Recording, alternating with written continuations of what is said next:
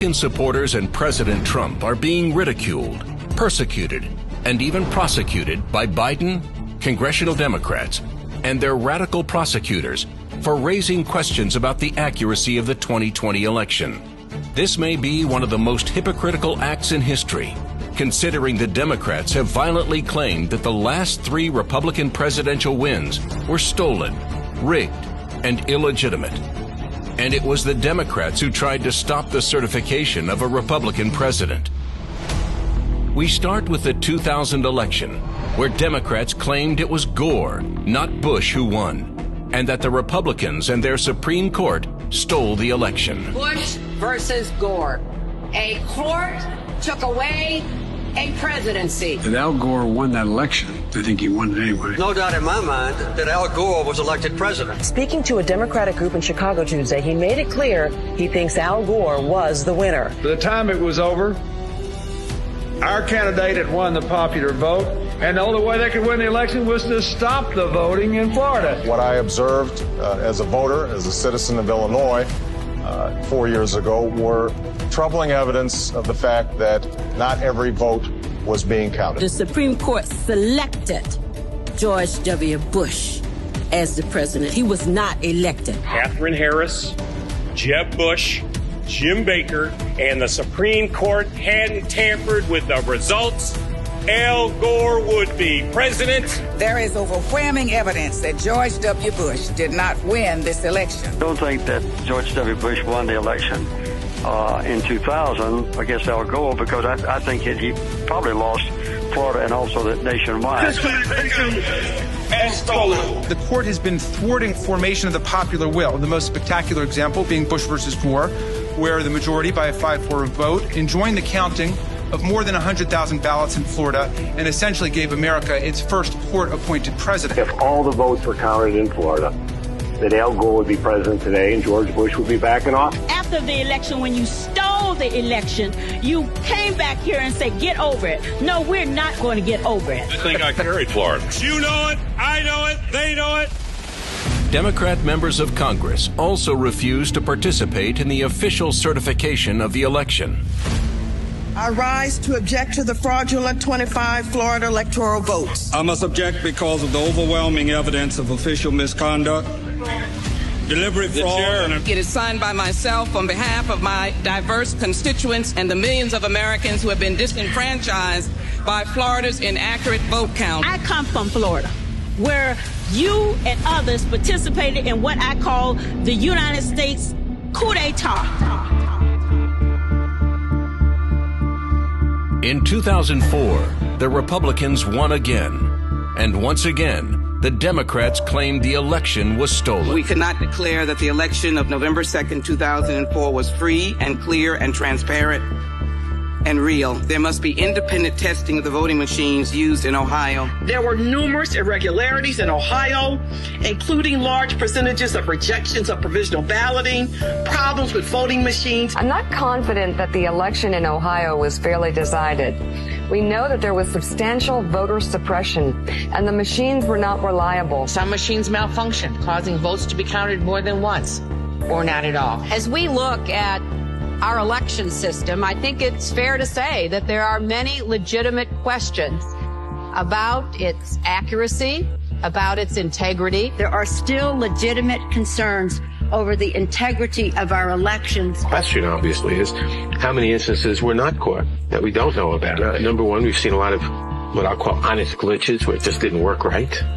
But also that these machines are hackable. A dishonest employee of the vendor, or a dishonest employee of a local board of elections, or simply someone who knows electronics and has a computer at home, could hack into these machines and put in a secret instruction to disregard every 20th Democratic vote or add 10% to the carry or to the Bush vote or whatever, and you might not ever know it. Treating today's electoral vote count in Congress as a meaningless ritual would be an insult to our democracy unless we registered our own protest against the obviously flawed voting process that took place in so many of our states. Voters who wish to cast a vote for president or vice president can't approach the polls with certainty that their vote will be counted. Based upon an inordinate number of allegations suggesting gross voting rights violations and misconduct, I join with my colleagues in objecting to counting the state of Ohio's electoral votes. Among the Democrats who claimed the 2004 election was stolen was Democrat nominee John Kerry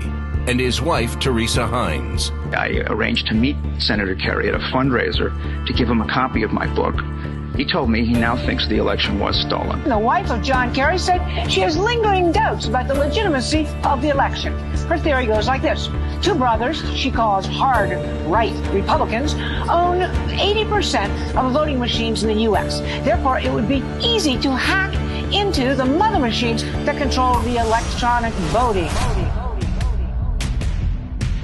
In 2016, when President Trump was declared the winner on election night, the Democrats moved quickly to call the election stolen and illegitimate, including President Trump's opponent, Hillary Clinton. Hillary Clinton apparently still not over her 2016 defeat to President Trump. She's now claiming the election was stolen from her. You can run the best campaign. You can even become the nominee. And you can have the election stolen from you. Trump knows he's an illegitimate president. But there absolutely is a cloud of illegitimacy. I don't see this president-elect as a legitimate president. The president-elect, although legally elected, is not legitimate. He is an illegitimate president in my mind. Could you be my vice presidential candidate?